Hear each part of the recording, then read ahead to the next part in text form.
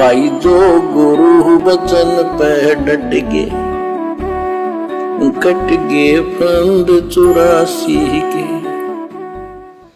जो दिव्य आकाश रूपी ब्रह्म लोक में रहता है, तेरा कल्याण हो। अब बताओ, ओम नाम से के जाप से ब्रह्म प्राप्ति होती है, ब्रह्मलोक प्राप्ति होती है। गीता अध्याय 8 श्लोक 13 में स्पष्ट किया है कि गीता बोलने वाला ही ब्रह्म है, काल है। ओम इति एक अक्षरम ब्रह्म विहारण माम अनुसमरण ये पर्याति तजंदेहम स याति परमाम गति। मुझ ब्रह्म का केवल ओम एक अक्षर है, इसका अंतिम सांस तक जो स्मरण करता हुआ शरीर छोड़कर जाता है, वो मेरे वाली परम गति, ओम से होने वाली परम गति को प्राप्त होता है। इस ओम नाम का अंतिम श्वास तक उसकी मर्यादाओं में रहकर जो जाप करता हुआ मरता है, वो किससे प्राप्त होता है? काल को, ब्रह्मलोक को प्राप्त करता है। यानी अंतिम श्वास तक ओम नाम का जाप। तो इसी प्रकार यदि हमने सतलोक प्राप्त करना है, सतगुरु प्राप्त करना है, क्योंकि हमने तो सतगुरु को परमानेंट प्राप्त करना है। सतगुरु तो हमें यहां भी प्राप्त हैं, लेकिन यहां हमारे को टेम्परेरी प्राप्त हैं, थोड़े समय के लिए प्राप्त हैं, और हमने तो परमानेंट प्राप्त करना है। क्या कभी कोई लड़की टेम्परेरी अपने पति को प्राप्त करना चाहेगी? किसी लड़की का रिश्ता कर दिया जाए और कहा जाए तेरे को केवल इस पति के साथ 1 साल रहना है, क्या वो लड़की स्वीकार करेगी? नहीं करेगी। उसे तो परमानेंट चाहिए कि ये मेरा पति परमानेंट रहे, भले मैं मर जाऊं लेकिन ये ना मरे मेरे से पहले। तो इसी प्रकार भाई और बहनों, हमने तो ये सतगुरु रामपाल जी भगवान परमानेंट चाहिए, परमानेंट। और ये परमानेंट मिलेगा अंतिम श्वास तक इनके द्वारा बताई गई भक्ति को मर्यादा में रहकर पतिव्रता पद पर आकर करने से फिर ये हमें परमानेंट मिलेगा। जिस समय ब्रह्मा जी और विष्णु जी का आपस में युद्ध हो जाता है, ये काल शिव रूप में वहां प्रकट होता है। इन दोनों को समझाता है कि तुम भगवान नहीं हो, कहां अपने आप को ईश मान बैठे, और सुन लो, तुम्हारे तप के प्रतिफल में मैंने तुम्हें एक जॉब दी है। ब्रह्मा को उत्पत्ति, तेरे को सती थी पालन। इसी प्रकार शंकर को संहार, और मेरा 5 अवयव से तैयार होकर के ये एक ओम अक्षर बना है। ये मेरा मंत्र, इसका जाप को तुम्हारा कल्याण हो। एक तो ऐसे तो होगा कि वो ब्रह्म था जो ब्रह्मा विष्णु महेश को मिला था शिव जी के रूप में। बच्चों, ये है तत्व ज्ञान निष्कर्ष सारे अध्यात्म का। और प्रसंग चल रहा है कि ऋषियों ने साधनाएं बहुत की, शरीर गाल दिए, दिन रात एक कर दिया।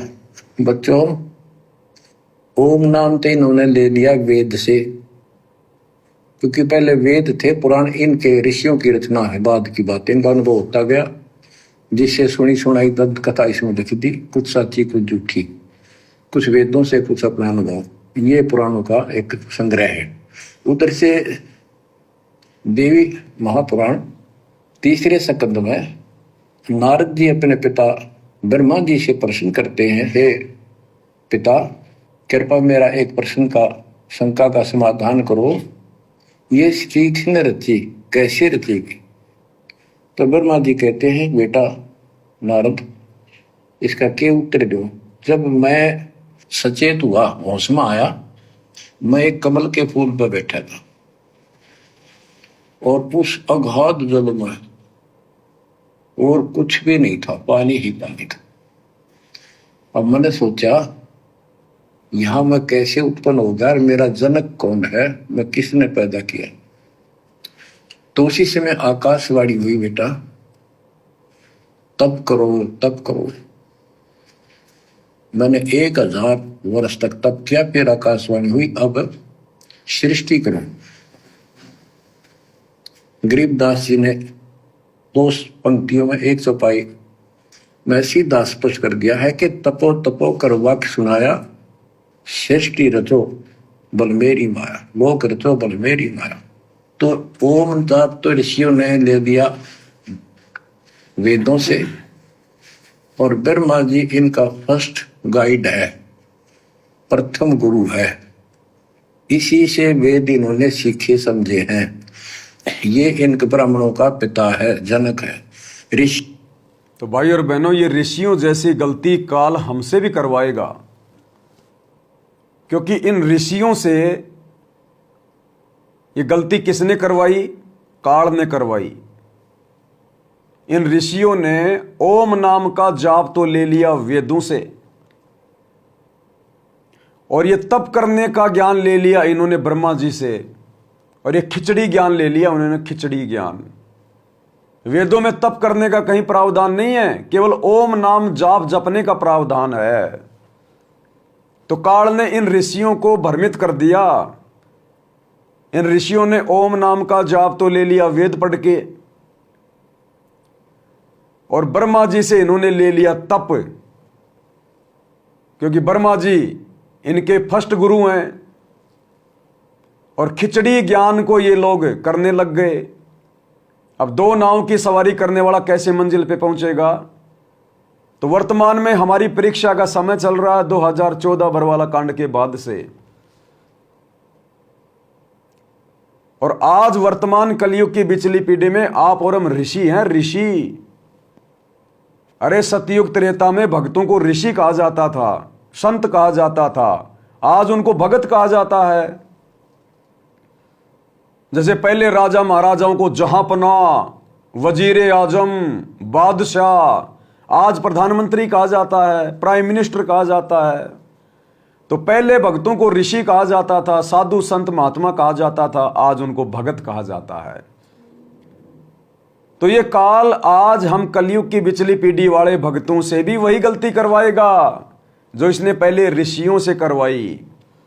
और 90% संगत सतगुरु रामपाल जी की आज उस काल की उन गलतियों का शिकार हो चुकी है। आज भगत भाई बहनों ने ये भक्ति मार्ग का ज्ञान तो ले लिया अपने गुरुजी से, मंत्र तो ले लिए अपने गुरुजी से, सत्संग ले लिए अपने गुरुजी से, और ये बकवाद करने की शिक्षा ले ली ब्रह्मा जी से, यानी कोऑर्डिनेटरों से, गुरुजी के परिवार से, आश्रम संचालकों से। मंत्र तो जाप कर रहे हैं गुरुजी के, सत्संग तो सुन रहे हैं गुरुजी के, और मनमाना आचरण कर रहे हैं सतलोक आश्रम मैनेजमेंट हरियाणा के कहे अनुसार, गुरुजी के बेटा बेटी भाई बंधु रिश्तेदारों के कहे अनुसार। 2019 में कांग्रेस सरकार की गोद में बैठना, राजनीति करना, 2024 में बीजेपी को वोट डालना, बीजेपी का समर्थन करना, राजनेताओं की रैलियों में धक्के खाना, दनाना गांव में 1 करोड़ रुपए का बैडमिंटन का स्टेडियम बनाने के लिए ज्योति पाठ के रूप में सहयोग करना, आश्रम में हॉस्पिटल खोल देना, गुंडों की सीबीआई जांच का समर्थन करना, 5 लाख रुपए राजपूत करणी सेना को देना, हरियाणा के जाट आरक्षण में बैठ जाना, करोड़ों रुपया जाट आरक्षण संघर्ष समिति को चंदे के रूप में देना, गोहाना की जाट महासभा का 5वां फ्लोर जो 1 करोड़ रुपए में बनेगा गुरुजी के बड़े लड़के के द्वारा बनवाना, पैसा संगत का, गोहाना की गौशाला में जाकर भंडारा लगाना, अयोध्या में जाके आन उपासना के तहत आन उपासकों के लिए भंडारा लगाना। तो वर्तमान में ये काल वही गलती हम ऋषियों से करवा रहा है, क्योंकि इसका तो एक ही काम है कि कोई सच्ची भक्ति करके मेरे जाल से बाहर ना निकल जाए। तो इस काल की तो सतयुग से लेकर कलयुग के अंत तक एक ही कोशिश रहती है कि भक्ति से संतों को, ऋषियों को, भक्तों को कैसे भ्रमित किया जाए। तो आज भी 90% ऋषि यानी भगत भाई बहन जो भक्ति तो कर रहे हैं गुरुजी की और मनमाना आचरण कर रहे हैं गुरुजी के परिवार के कहे अनुसार। जैसे उन ऋषियों ने भक्ति तो की काल की और मनमाना आचरण वो तप करने लगे ब्रह्मा जी को देखकर। तो आज आप और हमारी भी वही स्थिति हो रही है भक्ति मार्ग पे। इसलिए तो परमात्मा कहते हैं खोकापुर में काग मिले दिन दोई रे, अरबों में कोई हंस हमारा होई रे। सब नहीं होते सतगुरु के, सतगुरु सबको दीक्षा देगा, सबको नाम देगा, लेकिन सतलोक जाने के योग्य सब नहीं होते। दास गरीब कहे नर लोई, भाई सतगुरु को पहचाने बिरला कोई। भाई ये संसार विघ्न की घाटी, ये काल का 21 ब्रह्मांड है। यहां कोई सही से भक्ति नहीं कर सकता, ये सही से किसी को भक्ति नहीं करने देता। ये संसार विघ्न की घाटी, कोई निकलेगा बिरला सूर, कोई बिरला यानी लाखों में कोई एक ऐसा सूरवीर भगत जो अपने गुरुजी पर ही समर्पित होगा। भाड़ में जाए गुरुजी का परिवार, भाड़ में जाए कोई कोऑर्डिनेटर। हाँ, अगर गुरुजी के अनुसार गुरुजी का परिवार चल रहा है तो हमारे लिए प्यारा है, हमारा भाई है, हमारी बहन है।